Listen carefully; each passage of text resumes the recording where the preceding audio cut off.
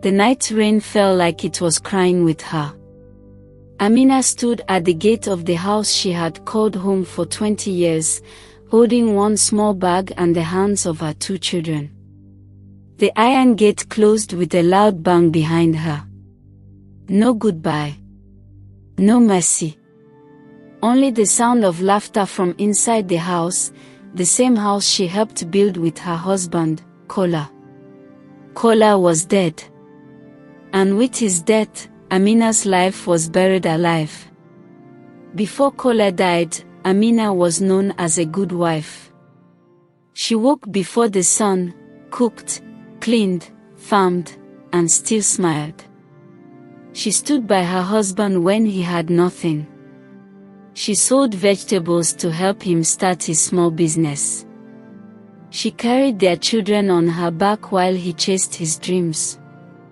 But the day Kola was laid in the ground, his family changed. "You are no longer useful," his elder brother, Beo, said one morning, his voice cold. "This house belongs to our blood, not you," his mother added, turning her face away. They took the keys from her. They took the land papers. They took the money Kola left behind. Worst of all, they poisoned her children's hearts. "Your mother is the reason your father died," they whispered. "If she was a good wife, God would not take him." Slowly, painfully, Amina watched her children pull away from her. They stopped calling her Mama. They obeyed their grandmother more than her. When food was little, Amina ate last. Sometimes, not at all. Then one morning, they pushed her out. "Go and suffer where you came from," Beo said, throwing her bag at her feet. "You are no longer welcome here." The children stood behind him. Silent. Confused. Cold. Amina walked. She walked until her legs shook and her tears dried. The road was long and lonely. Her heart was heavier than her bag. She asked God only one question over and over again. "What did I do wrong?" That was when she met the strange woman. The woman was sitting by the roadside under a big tree, calm, clean, and smiling like she had been waiting. "Daughter," the woman said gently, "why are you walking with so much pain on your face?" Amina wanted to lie. But her heart was too tired. She sat down and poured out everything, her marriage, her love, her loss, her betrayal. The woman listened without interrupting.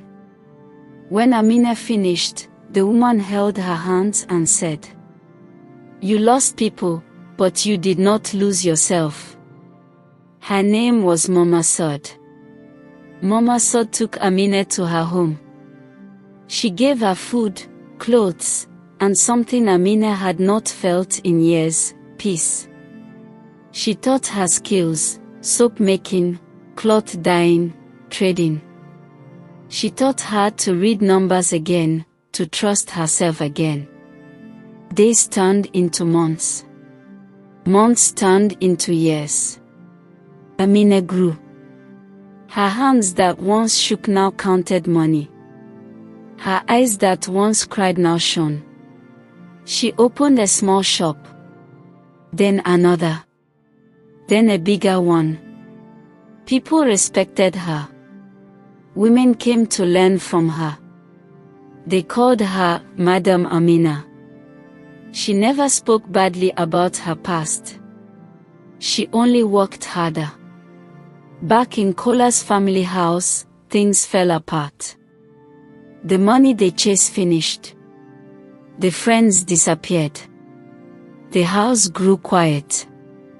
The children grew hungry. One by one, they remembered the woman who used to wake early to cook, the voice that used to pray for them at night. Regret came like a slow sickness. One evening, when Amina was closing her shop, she saw them. Beo, Kola's mother. And behind them, her children. They looked smaller, broken, ashamed. They fell to their knees. "Forgive us," Kola's mother cried. "We were blind." The children could not even speak. Tears ran down their faces as they held her legs. Amina stood still. Her heart remembered the pain.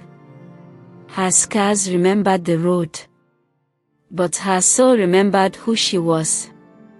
She lifted them gently. "I forgive you," she said softly. "Not because you deserve it, but because I survived." She helped them, but she did not return to the house that threw her out. She built her own home. Strong, peaceful, full of light. That night, Amina looked up at the sky and smiled for the first time in many years. She lost a husband. She lost a home. But she found herself. And that changed everything. Time passed again. Amina kept her promise. She helped them, but she did not allow her past to change her future. She paid the children's school fees. She helped Kola's mother with food and medicine. She even helped Bill find small work. But she kept her distance. At night, when the house was quiet, the children would remember. They remembered how their mother used to sing while cooking. How she stayed awake when they were sick. How she cried quietly after their father died, yet still wiped their tears first. Shame followed them everywhere. One evening, the youngest child, Sola, could not hold it anymore. He walked alone to Amina's shop and stood there shaking. "Mama," he whispered. That one word broke something inside Amina. She pulled him into her arms, and for the first time since she was sent away, she cried loudly. Years of pain poured out. Sola cried too, holding her wrapper tightly like he was afraid she would disappear again. "I am sorry," he said again and again. "We were wrong." Slowly, the other children returned. Not to ask for money.